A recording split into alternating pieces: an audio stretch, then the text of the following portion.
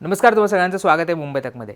महानगरपालिकांच्या निवडणुका आता तोंडावर आहेत, पण या निवडणुकांच्या आधी आता एकनाथ शिंदे किंवा उद्धव ठाकरे यांना धक्का बसणार आहे का असं म्हटलं जात आहे। आणि त्याचं कारण म्हणजे काल सर्वोच्च न्यायालयामध्ये पार पडलेली सुनावणी। काल सर्वोच्च न्यायालयामध्ये शिवसेनेचा पक्ष आणि नाव याच्या संदर्भातली सुनावणी पार पडलेली आहे। उद्धव ठाकरे यांच्या पक्षाकडून एक याचिका दाखल करण्यात आली होती, एक ॲप्लिकेशन करण्यात आलं होतं आणि त्याच्यामध्ये म्हणण्यात आलं होतं की अंतरिम दिलासा या सगळ्यामध्ये मिळावा, शिवसेनेचं जे पक्षचिन्ह आहे ते गोठवण्यात यावं अशी मागणी ही उद्धव ठाकरे यांच्या गटाकडनं त्यांच्याकडनं करण्यात आली होती।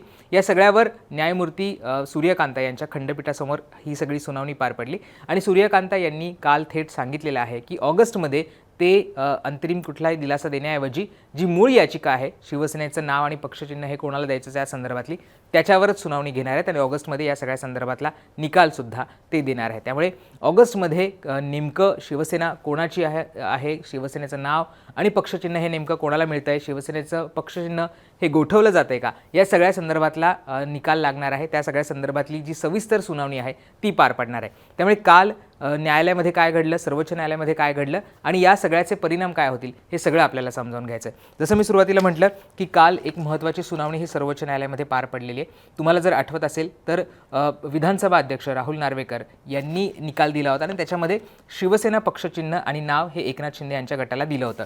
सर्वोच्च न्यायालयामध्ये सगळा हा प्रकरण गेलं होतं आणि सर्वोच्च न्यायालयाने निर्देश दिले होते की विधानसभा अध्यक्षांनी या सगळ्या संदर्भातला निकाल घ्यायचा आहे आणि विधानसभा अध्यक्षांनी निकाल देताना 3 गोष्टींचा याच्यामध्ये विचार करायचा। त्याच्यामध्ये पक्षाची घटना असेल, विधिमंडळातलं बहुमत असेल, पक्षाचे इतर ज्या गोष्टी त्याच्या संदर्भातला विचार करायचा होता।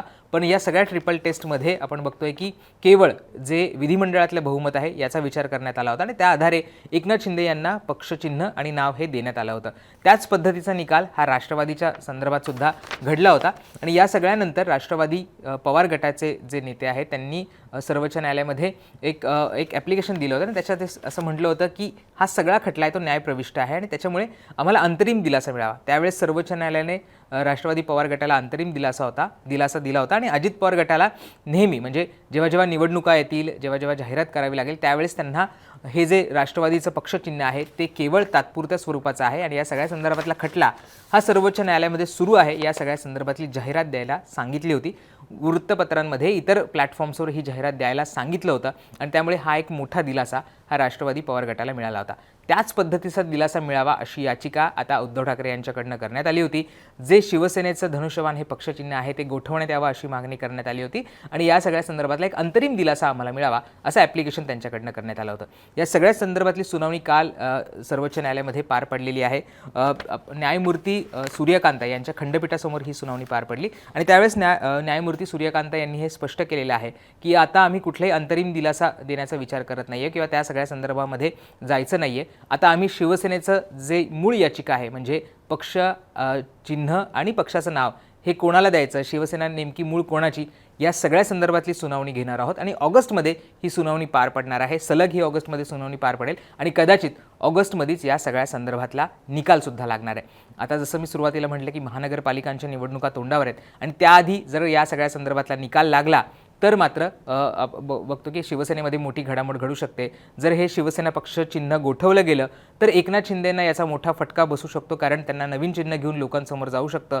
जर नाव बदलायला सांगितलं सर्वोच्च न्यायालय तर नवीन नावासोबत त्यांना जावं लागू शकतं। आणि दुसरीकडे आपण बघितलं तर उद्धव ठाकरे यांना जर शिवसेना हे नाव आणि पक्षचिन्ह मिळालं, धनुष्यबाण मिळालं तर त्यांचा हा मोठ्या प्रमाणावर फायदा आहे।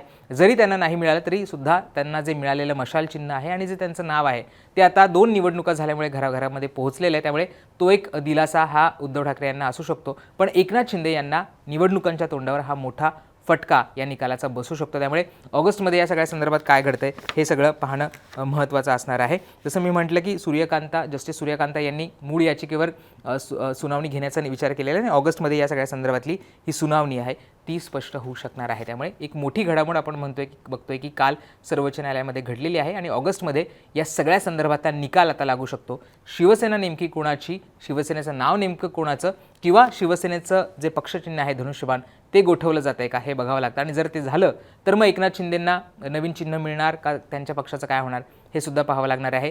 धनुष्यबाण हे चिन्ह पुन्हा उद्धव ठाकरेंना मिळणार का हे सुद्धा पाहावं लागणार आहे आणि नावांमध्ये काही बदल सर्वोच्च न्यायालय सुचवतंय का हे सुद्धा आपल्याला पाहावं लागणार आहे. त्यामुळे ऑगस्टमध्ये या सगळ्या संदर्भातला निकाल लागू शकतो हे सुद्धा यावरनं स्पष्ट झालेलं आहे. काल ह्या सगळ्या संदर्भातल्या घडामोडी आल्यानंतर ही सुनावणी झाल्यानंतर उद्धव ठाकरे यांनी प्रतिक्रिया दिलेली आहे. उद्धव ठाकरे नेमकं काय म्हणाले ते आपण ग्राफिक्समध्ये पाहूयात. उद्धव ठाकरे म्हणाले, ऑगस्टमध्ये निकाल देणार असतील तर समाधानकारक गोष्ट आहे. आमची शेवटची आशा ही सर्वोच्च न्यायालय आहे, जिथे या चोरीच्या प्रकरणाचा न्यायनिवाडा होईल. निवडणूक आयोगाला निवडणूक चिन्ह देण्याचा अधिकार आहे, पण पक्षाचं नाव बदलण्याचा अधिकार नाही, असं उद्धव ठाकरे यांनी काल दिलेल्या त्यांच्या प्रतिक्रियेमध्ये म्हटलेलं आहे. त्यामुळे आता बघणं महत्त्वाचं असणार आहे की ऑगस्टमध्ये या सगळ्या संदर्भातली सुनावणी कशी पार पडते आहे, ती सलग सुनावणी पार पडते का आणि त्याचा निकाल हा ऑगस्टमध्ये लागतोय का. कारण ज्या पद्धतीनं न्यायमूर्ती आपण सूर्यकांत यांनी स्पष्ट केलेलं आहे की ते आता कुठलाही अंतरिम दिलासा देण्याऐवजी मुख्य जी याचिका आहे त्याच्यावरच सुनावणी घेतील आणि त्याच्यावरचाच निकाल ते देणार आहेत. त्यामुळे बघणं महत्त्वाचं असणार आहे की काय होतं. या सगळ्या संदर्भात आपले अपडेट्स येत राहतील, त्याच्यावर आमचं सगळं लक्ष असेल. तुम्हाला या सगळ्या संदर्भात काय वाटतं, हे नाव आणि पक्षचिन्ह कोणाला जाऊ शकतं, सर्वोच्च न्यायालयाच्या निकालाबद्दल तुम्हाला काय वाटतं हे आम्हाला कमेंट करून सांगायला विसरू नका. आणि मुंबई तकला तुम्ही सबस्क्राईब केलं असेल तर ते सुद्धा करा. धन्यवाद.